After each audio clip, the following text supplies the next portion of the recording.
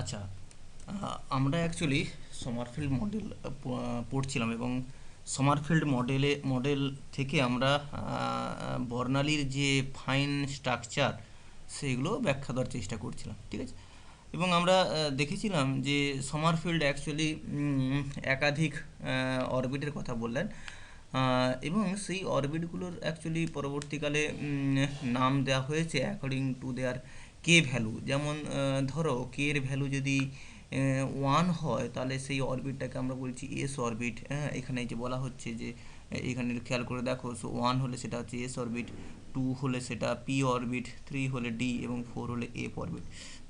তার মানে যখন তোমার এন ইজিক্যাল টু 1 তখন কে এর ভ্যালু কি কি হতে পারে না, এন 1 হওয়া মানে প্রিন্সিপাল কোয়ান্টাম নাম্বার 1 হওয়া মানে তোমরা একটু যদি খেয়াল করে থাকো তাহলে দেখবে যে কে এর ভ্যালুও 1। সো সেখানে শুধুমাত্র 1 এস অরবিট, ঠিক আছে। সো এই দেখো এই লাল লাল রং যেটা দেখছো সেটা হচ্ছে 1 এস অরবিট।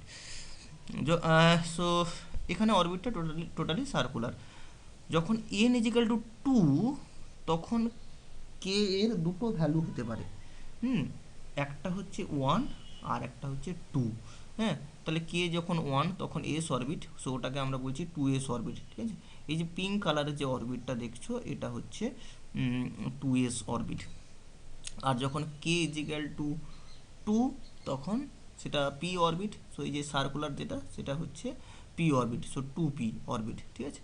তাহলে একইভাবে তুমি যখন এন ইজিক্যাল টু 3 মানে প্রিন্সিপাল কোয়ান্টাম নাম্বারের ভ্যালু যখন 3, তাহলে সেখানে তুমি তিনটে অরবিট পাবে যেগুলোর নাম হচ্ছে 3s, 3p এবং 3d, ঠিক আছে। সো এইখানে এই যে অরবিটগুলো ড্র করা হয়েছে এইগুলো কিন্তু উইথ প্রপার স্কেলিং। স্কেলিং মানে সমারফিল্ড মডেল অনুযায়ী ওদের যে মানে অরবিটগুলোর যে মেজর অ্যাক্সিস এবং মাইনর অ্যাক্সিস যা হওয়া উচিত সেই ভ্যালু ধরে কিন্তু এই অরবিটগুলোকে ড্র করা হয়েছে, যাতে কিছু কিছু জিনিস মানে যেমন ধরো পেনিট্রেটিং পাওয়ার, স্ক্রিনিং এফেক্ট, হ্যাঁ, এইগুলো খুব সহজে ব্যাখ্যা করা যায়, ঠিক আছে।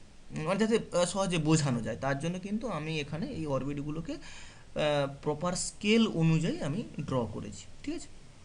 আচ্ছা, বিভিন্ন এক্সপেরিমেন্টে দেখা যাচ্ছে যে একটা ইলেকট্রন যখন এস অরবিটে থাকবে, হ্যাঁ, তখন সে যে ফোর্স এক্সপিরিয়েন্স করবে, মানে ফোর্স কী কারণে ও এক্সপিরিয়েন্স করবে না, ওখানে তো নিউক্লিয়াসটা হচ্ছে পজিটিভলি চার্জ, তাহলে ওই নিউক্লিয়াস দ্বারা ও একটা ফোর্স ফিল করবে, ঠিক আছে। সো যেটা দেখা যাচ্ছে বিভিন্ন এক্সপেরিমেন্টে সেটা হচ্ছে যে যখন একটা ইলেকট্রন এস অরবিটে থাকবে তখন অ্যাকচুয়ালি ও যে ফোর্সটা অনুভব করবে সেটা পি অরবিটে থাকলে যেটা হতো তার থেকে বেশি, ঠিক আছে। সো এইখানে দেখো এই যে ফোর্স এক্সপিরিয়েন্স, মানে তার কিন্তু অর্ডারটা দেওয়া আছে। তার মানে এস ইলেকট্রনে থাকলে বেশি ফোর্স অনুভব করবে, পি ইলেকট্রনে থাকলে তার থেকে কম, ডি ইলেকট্রনে আরও কম, এফ ইলেকট্রনে আরও কম, ঠিক আছে। আচ্ছা, এই যে অর্ডারটা দেওয়া আছে এটা কিন্তু খেয়াল রাখতে হবে যে এই এই ইলেকট্রনগুলো এই অরবিটগুলো মানে ধরো এই যে এস পি ডি এফ অরবিটগুলো কিন্তু সবাই একটাই প্রিন্সিপাল কোয়ান্টাম নাম্বারে পড়বে। তার মানে তুমি এখানে কিন্তু এটা বলতে পারো না যে ওয়ান এস, ওয়ান এস নয়, ধরো কী বলে যে ওটা 3s ইলেকট্রনটা, 3s অরবিটে ইলেকট্রন থাকলে এই যে ধরো এই যে 3s, হ্যাঁ, সো 3s অরবিটে ইলেকট্রন থাকলে যে যে ফোর্সটা ও অনুভব করবে সেটা হচ্ছে 2pতে থাকলে তার থেকে বেশি, এটা কিন্তু বলতে পারো না। কারণ দেখো 2p এবং 3s কিন্তু দুটো ডিফারেন্ট প্রিন্সিপাল কোয়ান্টাম নাম্বারে পড়ছে, ঠিক আছে। তাহলে এই অর্ডারটা কিন্তু একটা গিভেন প্রিন্সিপাল কোয়ান্টাম নাম্বারের জন্য, ঠিক আছে। মানে তুমি এই অর্ডারটা তুমি 3s, 3p, 3dর ক্ষেত্রে প্রয়োগ করতে পারো। কখন মানে তুমি 3s এবং 2pর মধ্যে কম্পেয়ার করতে গেলে কিন্তু একটু ভুল হয়ে যাবে, ঠিক আছে। সো তাহলে কি দেখা গেল না, বিভিন্ন এক্সপেরিমেন্টে এটা দেখা যাচ্ছে যে এস ইলেকট্রনটা বেশি ফোর্স অনুভব করে, তারপরে পি ইলেকট্রনটা। একটু খেয়াল করে দেখো এই অর্ডারটা কিন্তু ওই অরবিটগুলোর যে ইলিপ্টিসিটি যেটা মানে সেই ইলিপ্টিসিটি তার উপর কিন্তু অনেক মানে কোরিলেটেড বলতে কি বলছি না, দেখো যে অরবিটটা বেশি ইলিপ্টিক ইন নেচার, সেই অরবিটে ইলেকট্রন থাকলে বেশি বল অনুভব করছে, বেশি ফোর্স এক্সপিরিয়েন্স করছে। যেমন এখানে তুমি খেয়াল করে দেখো, ধরো 3s 3p এবং 3d, ঠিক আছে। সো 3s-এ থাকলে 3sটা দেখো, এইটা হচ্ছে 3s, এই যে এইটা 3s অরবিট, আর এইটা হচ্ছে 3p অরবিট, এটা হচ্ছে 3p অরবিট, ঠিক আছে। সো অবভিয়াসলি 3sটা হচ্ছে বেশি ইলেকট্রিক দেন 3p, এবং আমরা কি দেখছি না 3s-এ ইলেকট্রন থাকলে বেশি ফোর্স এক্সপিরিয়েন্স করবে, ঠিক আছে। তার মানে যে অরবিটটা বেশি ইলেকট্রিক ইন নেচার, সেই অরবিটে ইলেকট্রন থাকলে নিউক্লিয়াসের বেশি বলও অনুভব করবে, ঠিক আছে। সো কেন এটা কেন করছে, এই 3s মানে বেশি ইলেকট্রিক হলে বেশি বল অনুভব করবে কেন, ঠিক আছে। আচ্ছা, তুমি ভাবো, আমি এই 3s এবং 3pর কথা ভাবছি, ঠিক আছে। তাহলে তুমি ভাবো যে এইগুলো হচ্ছে আউটার অরবিট, এইগুলো 3s এবং 3p হচ্ছে ধরো আউটার অরবিট। এবারে তোমার তুমি এটা ভাবতেই পারো যে ভেতরে যে ইলেকট্রনগুলো আছে সেইগুলো অ্যাকচুয়ালি নিউক্লিয়াসের চার্জকে প্রশমিত করতে পারে। মানে ধরো এই যে এই 1s 2p এবং 2s-এ যে ইলেকট্রনগুলো আছে সেগুলো অ্যাকচুয়ালি নিউক্লিয়াসের চার্জকে প্রশমিত করতে পারে, করে দিতে পারে। কিন্তু 3s দেখো, 3s যেহেতু মোর ইলেকট্রিক, সেটা একটু খেয়াল করে দেখো, সেটা কিন্তু এই যে টু পির 2p অরবিটটাকেও পেনিট্রেট করে যাচ্ছে, ঠিক আছে। তাহলে 2p অরবিটটাকে পেনিট্রেট করে যাচ্ছে মানে এই যে 2p অরবিটে যে ইলেকট্রনগুলো থাকবে সেগুলো কিন্তু নিউক্লিয়াসের চার্জকে প্রশমিত করতে পারছে না। কোন ইলেকট্রনটার ক্ষেত্রে না 3s ইলেকট্রনটা, ঠিক আছে।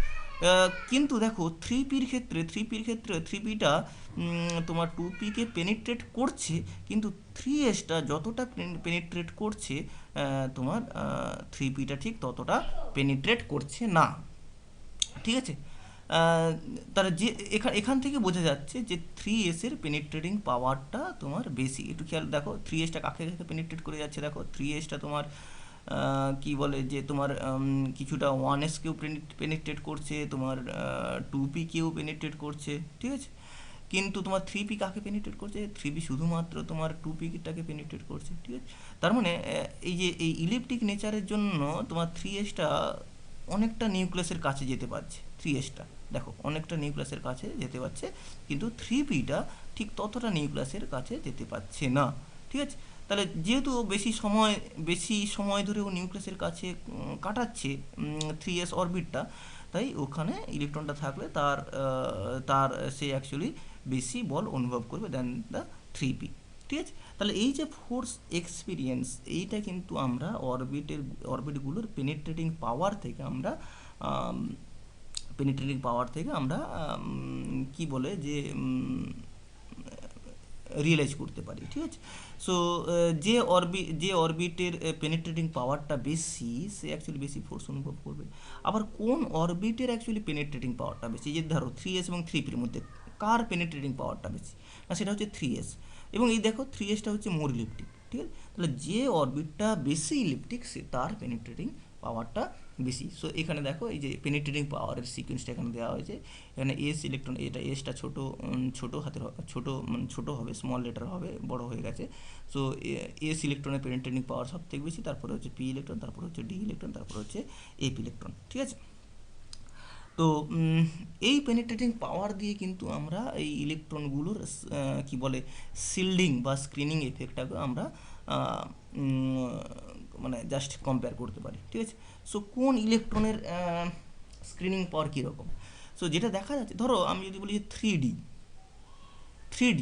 আচ্ছা 3D, ধরো আমি ভাবছি যে আমার একটা আউটার ইলেকট্রন আছে আর একাধিক ইনার ইলেকট্রন আছে, এবং ইনার ইলেকট্রনগুলো তুমি ভাবো যে এই রেড এবং পিঙ্ক অরবিটগুলোতে অবস্থিত, ঠিক আছে, ইনার অরবিটগুলো।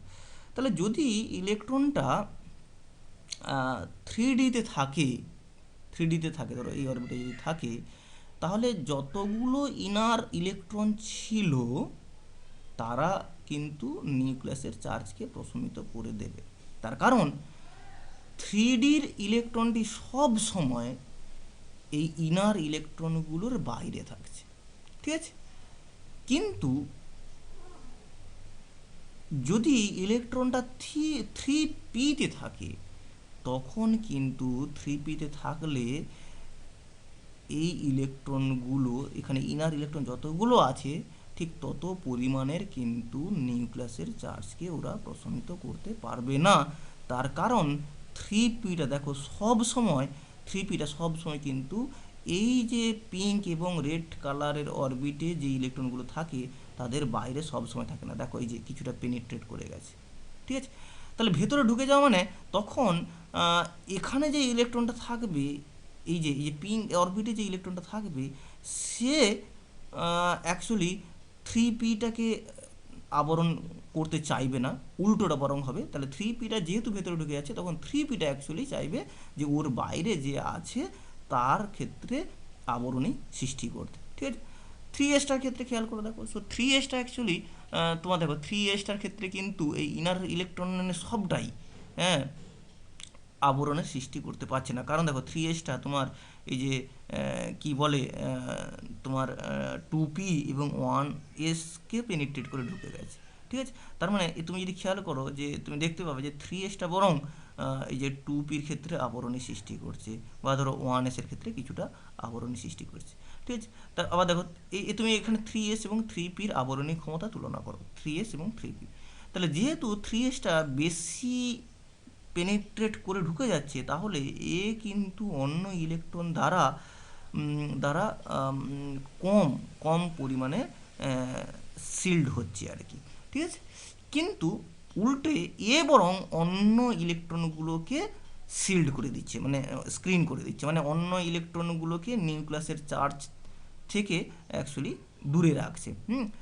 সেই তুলনায় থ্রি পির শিল্ডিং পাওয়ারটা বা স্ক্রিনিং পাওয়ারটা অনেকটাই কম, কারণ থ্রি এস ঠিক যতটা ভেদ করে ঢুকতে পারে, তার মানে বেশি ভেদ করে ঢুকে যাওয়া মানে ওর বাইরের যে ইলেকট্রনগুলো আছে তাদেরকে ও স্ক্রিন করে দেবে, ঠিক আছে, নিউক্লিয়াসের চার্জ থেকে স্ক্রিন করে দেবে।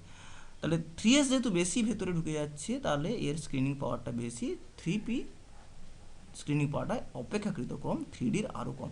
তুমি যদি বিভিন্ন ইলেকট্রনের স্ক্রিনিং পাওয়ারটা খেয়াল করো, তাহলে স্ক্রিনিং পাওয়ারটা হবে এইরকম যে এস ইলেকট্রনের সব থেকে বেশি, পি ইলেকট্রনের সব, তারপরে স্ক্রিনিং পাওয়ার, তারপর হচ্ছে ডি ইলেকট্রন, তারপর হচ্ছে এফ ইলেকট্রন, ঠিক আছে। সো সমারফিল্ড মডেল থেকে কিন্তু এই এই দুটো গুরুত্বপূর্ণ জিনিস আমরা খুব সহজেই বুঝতে পারি। সো কি এই দুটো গুরুত্বপূর্ণ জিনিস না, সেটা এক হচ্ছে পেনিট্রেটিং পাওয়ার, আর একটা হচ্ছে স্ক্রিনিং বা শিল্ডিং এফেক্ট। যে অরবিট যে অরবিট বেশি ইলিপ্টিক হবে, যে অরবিট বেশি ইলিপ্টিক হবে তার পেনিট্রেটিং পাওয়ার বলো বা স্ক্রিনিং এফেক্ট বা স্ক্রিনিং পাওয়ারটা অ্যাকচুয়ালি বেশি।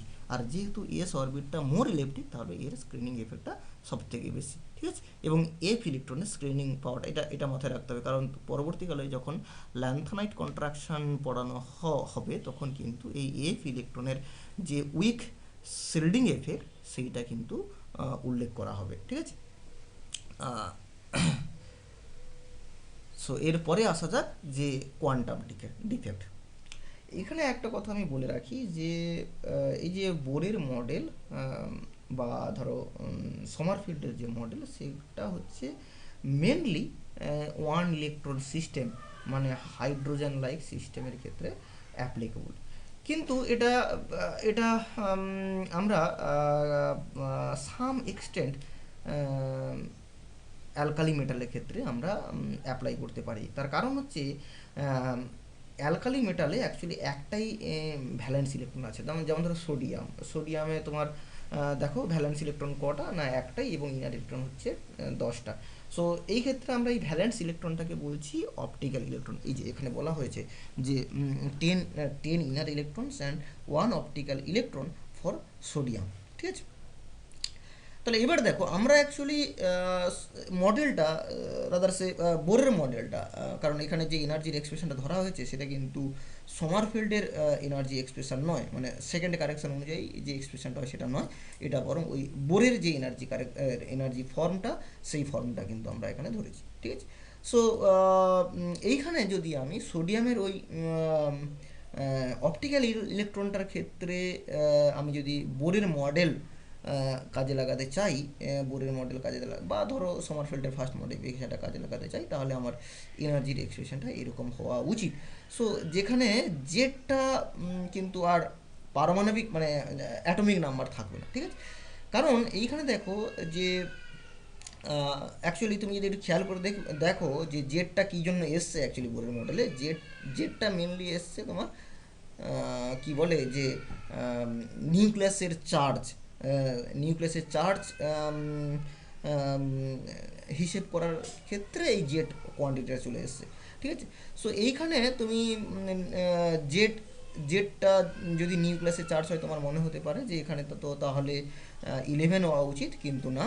আমি যেহেতু মডেলটা অ্যাপ্লাই করছি অপটিক্যাল ইলেকট্রনটির উপরে, মানে ভ্যালেন্স ইলেকট্রনটার উপরে, এবং তার ভেতরে যেহেতু 10টা ইলেকট্রন আছে, তাহলে এখানে ভাবা যেতে পারে যে এই 10টা ইলেকট্রন অ্যাকচুয়ালি 10টা প্রোটনের, 10টা ইলেকট্রন তো ভেতরের দিকে আছে, তাহলে এই 10টা ইলেকট্রন অ্যাকচুয়ালি 10টা প্রোটনের চার্জকে প্রশমিত করিয়ে দেবে, ঠিক আছে? তাহলে অবশিষ্ট চার্জটা অ্যাকচুয়ালি আমাদের ধরা উচিত, এবং সেই অবশিষ্ট চার্জটা কত হওয়া উচিত না 1, ঠিক আছে? তাহলে আমি যদি এই ফর্মুলাতে জেড ইজিক্যাল টু 1 বসাই, তাহলে সোডিয়ামের তোমার যে যে স্পেকট্রাল সিগনেচার বা যে স্পেকট্রোস্কোপিক যে ইনফরমেশনগুলো আমরা পাই, সেগুলো হয়তো আমরা ব্যাখ্যা দিতে পারবো।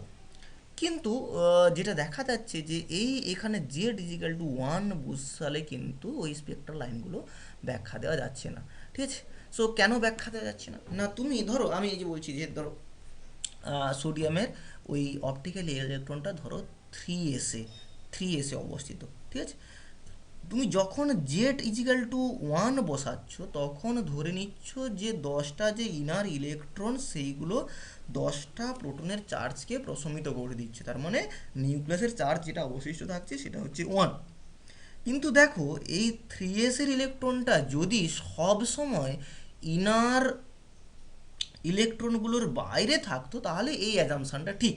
কিন্তু 3s-এর যেহেতু তোমার পেনিট্রেটিং পাওয়ার বেশি, তাই 3s কিন্তু সব সময় এই অরবিটগুলোর বাইরে থাকছে না। তার মানে ওই যে আমরা ধরে নিচ্ছি যে 10টা ইলেকট্রন 10টা প্রোটনের চার্জকে প্রশমিত করে দেবে, কিন্তু সেটা হচ্ছে না, সেটা বরং কম হচ্ছে। তার মানে তুমি সোডিয়ামের ক্ষেত্রে যদি স্পেকট্রাল লাইন হিসেব করতে চাও, তাহলে তোমাকে জেডটাকে চেঞ্জ করতে হবে। তাহলে জেডটাকে কি ধরতে হবে না, জেডটাকে জেড স্টার ধরতে হবে, ঠিক আছে? অবভিয়াসলি এখানে কিন্তু জেড স্টারটা 1 হবে না, 1-এর থেকে বেশি, ঠিক আছে? সো তুমি তাহলে জেড ইজিক্যাল টু 1-এর পরিবর্তে জেড স্টার বসালে যে ফর্মুলা পাবে সেটা দিয়ে তুমি স্পেকট্রাল লাইনটা এক্সপ্লেন করতে পারো। নয়তো তুমি আর একটা করতে পারো যে এখানে এনের জেডটাকে একই রাখলে, জেডটাকে তুমি 1-ই রাখলে, তুমি এখানে এনের পরিবর্তে এন স্টার বসালে, ঠিক আছে? একটু খেয়াল করে দেখো। সো এই ফর্মুলা অনুযায়ী এখানে তুমি জেড ইজিক্যাল টু 1 বসাবে, ঠিক আছে? কিন্তু 1 বসালে তুমি ব্যাখ্যা দিতে পারছো না, সো তোমাকে কি করতে হবে না, জেড স্টার বসাতে হবে, কারণ তোমাকে ওই পেনিট্রেটিং পাওয়ারটা তোমাকে কনসিডার করতেই হবে। তাহলে পেনিট্রেটিং পাওয়ার যদি আমি কনসিডার করি, তাহলে জেড স্টারটা হচ্ছে 1-এর থেকে বেশি। আমি বলছি যে তুমি এই জেডটাকে চেঞ্জ করতে পারো। সো যে জেডটাকে জেড স্টারে নিয়ে যেতে পারো, তাহলে সেক্ষেত্রে জেড স্টারটা হচ্ছে 1-এর বেশি। কিন্তু যেটা করা হয়, জেড স্টারটাকে চেঞ্জ মানে জেডটাকে জেড স্টারে পরিণত করা হয় না, সেটা যেটা করা হয় যে এনটাকে এন স্টারে পরিণত করা হয়, এনটাকে এন স্টারে পরিণত হয়। তাহলে দেখো জেডটা তখন কিন্তু আর 1-এর বেশি থাকলো না, এখানে জেড যা হবে 1 হবে, এখানেও জেড 1। কিন্তু এইটা যদি সোডিয়ামের ক্ষেত্রে অ্যাপ্লিকেবল হয়, এখানে এনটা যা, এইখানে কিন্তু এনটা তাই হবে না, এখানে হবে এন স্টার। এবার এই এন স্টারটা কিন্তু তোমার এখানে এনের ভ্যালু যা তার থেকে কম হতে হবে, কারণ দেখো এই দুটো ফর্মুলা, এই একটা ফর্মুলা, এই ফর্মুলার পরিবর্তে তুমি এই ফর্মুলাটা ইউজ করতে চাইছো। সো এই ফর্মুলায় যেহেতু তোমার জেড স্টারটা 1-এর বেশি ছিল, ঠিক আছে, জেড স্টারটা তোমার এখানকার জেডের থেকে বেশি ছিল, তাহলে এই ফর্মুলাটাকে যদি পরের ফর্মুলার সঙ্গে তুমি ইকুয়াল করতে চাও এবং জেডটাকে একই রেখে, তখন তোমাকে কিন্তু এই এন স্টারটাকে এনের থেকে কম করতে হবে, নাহলে কিন্তু হবে না, ঠিক আছে? তার মানে এনটা হচ্ছে ইন্টিজার, সো এন স্টারটা তুমি যখন এনের থেকে কম করো, তখন ওটা আর ইন্টিজার থাকলো না। সো এই নন ইন্টিজার কোয়ান্টাম নাম্বারটা কিন্তু অ্যাকচুয়ালি কি বলা যায়, মানে প্রিন্সিপাল থেকে, কোয়ান্টাম মেকানিক্যাল প্রিন্সিপাল থেকে কিছুটা ভায়োলেট করে যায়, তাহলে সেই ভায়োলেশনটা যাতে না হয় তার জন্য এই এন স্টারটাকে অ্যাকচুয়ালি মডিফাই করা হয় এইরকম। সো এন মাইনাস ডেল্টা, ঠিক আছে। তো দেখো এইখানে অ্যাকচুয়ালি এন স্টারটা বেশ এসেছে পেনিট্রেটিং পাওয়ারের জন্য, এবং এই এন স্টারটা অ্যাকচুয়ালি এন থেকে অনেকটা ডেভিয়েট করে যায়, ঠিক আছে। সো এই ডেভিয়েশনের মাত্রাটা অ্যাকচুয়ালি অরবিটটা যতটা পেনিট্রেট করছে, যে পরিমাণ যে মাত্রায় পেনিট্রেট করছে তার উপর নির্ভর করবে। তাহলে যে অরবিট যত বেশি পেনিট্রেট করবে তার ক্ষেত্রে এনটা এন স্টারটা এন থেকে ডেভিয়েট তত বেশি করবে। তার মানে 3s এর ক্ষেত্রে এন স্টারের ডেভিয়েশনটা বেশি হবে, তারপরে হবে 3p, তারপরে হবে 3d, ঠিক আছে। আচ্ছা, তাহলে এবার এখানে কি বলছি না, এন স্টারটা অ্যাকচুয়ালি এন থেকে ডেভিয়েট করে যাচ্ছে, এবং সেটা যে ইন্টিজার হবে এমন কোনো গ্যারেন্টি নেই। সো এই যে নন ইন্টিজার কিন্তু কোয়ান্টাম মেকানিক্সের প্রিন্সিপালের বাইরে, তাহলে সেইটা যাতে না হয় তার জন্য আমরা এখানে এরকম একটা চেঞ্জ করছি। সো এন স্টারের পরিবর্তে আমরা কি লিখছি না, এন মাইনাস ডেল্টা। এই ডেল্টাটাকে আমরা বলছি কোয়ান্টাম ডিফেক্ট, ঠিক আছে। সো দেখো, সো এই যে এখানে যে ফর্ম, আমরা এন স্টার ইজিক্যাল টু লিখছি এন মাইনাস ডেল্টা। তার মানে এই ডেল্টাটা অ্যাকচুয়ালি ঠিক করছে এই এন স্টার কতটা এন থেকে ডিভাইড করে যাচ্ছে, ঠিক আছে। একটু খেয়াল করে দেখো, N star is equal to N minus delta. তার মানে কি, ডেল্টাটা বলছে যে তোমার এন স্টার থেকে এন স্টারটি এন থেকে কতটা ডেভিয়েট করে যাচ্ছে। তাহলে ডেল্টা যদি ডেভিয়েশনের মাত্রা হয়, তাহলে যে ইলেকট্রনের ক্ষেত্রে ডেভিয়েশনের মাত্রা বেশি তাহলে তার ক্ষেত্রে ডেল্টাটা বেশি হবে, এবং সেটা যদি তুমি খেয়াল করো তাহলে দেখবে যে 3s এর ডেভিয়েশনটা বেশি, তার মানে 3s এর ক্ষেত্রে কোয়ান্টাম ডিফেক্টটা বেশি হবে। সো এইখানে অ্যাকচুয়ালি কোয়ান্টাম ডিফেক্টের অর্ডারটা দেওয়া হয়েছে। সো এস ইলেকট্রনের কোয়ান্টাম ডিফেক্ট বেশি, পি তারপরে হচ্ছে পি ইলেকট্রন, তারপরে হচ্ছে ডি ইলেকট্রন, তারপরে হচ্ছে এফ ইলেকট্রন।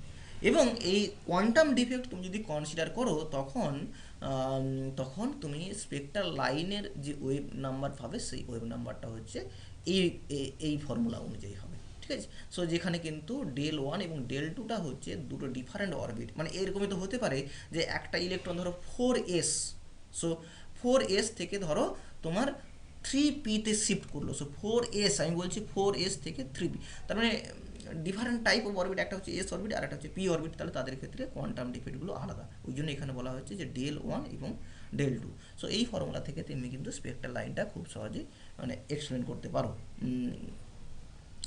ঠিক আছে। সো এরপরে যেটা আসে সেটা হচ্ছে সমারফিল্ড মডেলের ড্রব্যাক, ঠিক আছে। সো এখানে মেন যে ড্রব্যাকগুলো হচ্ছে যে সমারফিল্ড মডেলে তোমার কটা ফাইন স্ট্রাকচার থাকবে। আমরা দেখেছিলাম যে আগের ক্লাসে দেখেছি যে ধরো বামার সিরিজের যে আলফা লাইন, সেই আলফা লাইনের ক্ষেত্রে ট্রানজিশনটা 6 রকমভাবে হতে পারে। তো 6 রকমভাবে হলেও কিন্তু 6 রকমের লাইন আমি পাবো না। সেখানে যদি আমি সিলেকশন রুল অ্যাপ্লাই করি তাহলে দেখতে পাচ্ছি যে 3টে লাইন আমি পাচ্ছি, ঠিক আছে।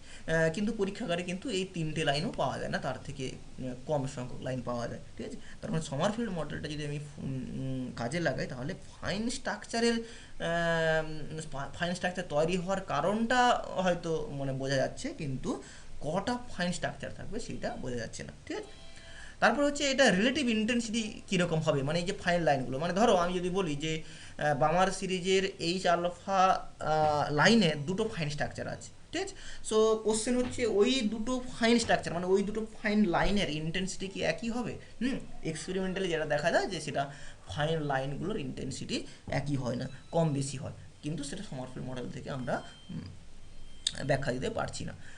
3 নম্বর পয়েন্ট হচ্ছে আনসার্টেনটি প্রিন্সিপালটা বলে তোমরা হয়তো অলরেডি খেয়াল করেছো যে কোনো একটা পার্টিকেলের পজিশন এবং মোমেন্টাম একই সঙ্গে নির্ভুলভাবে পরিমাপ করা যায় না। পজিশন এবং মোমেন্টাম মানে অবস্থান এবং ভরবেগ একই সঙ্গে নির্ভুলভাবে পরিমাপ করা যায় না, কিন্তু সমারফিল্ড মডেলে কিন্তু এটা করা হয়েছে। পজিশন এবং মোমেন্টাম আমরা দেখেছি যে আর ডিস্টেন্সে আছে ইলেকট্রনটা সবসময় নিউক্লিয়াস থেকে আর ডিস্টেন্সে, বা ধরো যদি ওটা ইলেকট্রিক হয় তার মানে মোটামুটি যেহেতু তোমার ওখানে সেমি মেজর অ্যাক্সিস এবং সেমি মাইনর অ্যাক্সিসটা তোমার ফিক্সড, তার মানে তুমি ইলেকট্রনটা কোথায় আছে তুমি বলে দিতে পারছো।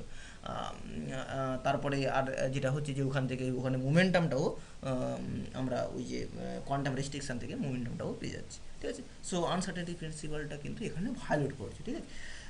এরপরে যেটা হচ্ছে যে সমারফিল্ড মডেল মেনলি আমরা ওয়ান ইলেকট্রন সিস্টেমের ক্ষেত্রে অ্যাপ্লাই করি, যদিও কিছু এক্সটেন্ডে তোমার অ্যালকালি মেটালের ক্ষেত্রে অ্যাপ্লাই করা যায়, এবং সেটা আমরা দেখলাম যে অ্যাপ্লাই করতে গেলে অনেক সমস্যা হচ্ছে, সেখানে কোয়ান্টাম ডিফেক্ট এনকাউন্টার করতে হচ্ছে। সো এছাড়া মানে অন্যান্য যদি ইলেকট্রনিক সিস্টেম হয় সেক্ষেত্রে আরও কমপ্লিকেসি বেড়ে যায়, ঠিক আছে। সো তার মানে মেনলি এটা ওয়ান ইলেকট্রন সিস্টেমের ক্ষেত্রে অ্যাপ্লিকেবল, আমরা এটাকে পলি ইলেকট্রনিক সিস্টেমের ক্ষেত্রে অ্যাপ্লাই করতে পারি না, ঠিক আছে। এরপরে যেটা হচ্ছে সেটা হচ্ছে এই যে অ্যাজিমুথাল কোয়ান্টাম নাম্বার কে, এবং এই কে এর ভ্যালুটা আমরা দেখেছি যে 1 থেকে শুরু হয়। তুমি একটু খেয়াল করে দেখো, কে যখন n ইজিক্যাল টু 1 তখন কে ইজিক্যাল টু 1, যখন n ইজিক্যাল টু 2 তখন কে ইজিক্যাল টু হচ্ছে 1 এবং 2। সো কে সবসময় 1 থেকে শুরু হয়, কিন্তু কোয়ান্টাম মেকানিক্সের ক্যালকুলেশন অনুযায়ী অ্যাজিমুথাল কোয়ান্টাম নাম্বার কিন্তু 0 থেকে স্টার্ট হয়। সো 0 1 2 এইভাবে স্টার্ট হয়, ঠিক আছে। সো সমারফিল্ডের যে অ্যাজিমুথাল কোয়ান্টাম নাম্বার এবং কোয়ান্টাম মেকানিক্যাল যে অ্যাজিমুথাল কোয়ান্টাম নাম্বার, এদের মধ্যে একটা ডিফারেন্স আছে, ঠিক আছে। সো এই ড্রব্যাকগুলো মেনলি আমরা সমারফিল্ড মডেলে দেখতে পাই। সো এই ড্রব্যাকগুলো যাতে মানে অ্যাভয়েড করা যায়, তার জন্য অ্যাকচুয়ালি আমরা পরবর্তীকালে কোয়ান্টাম মেকানিক্স কিছুটা এখানে আলোচনা করব, ঠিক আছে। আজকে এই পর্যন্ত।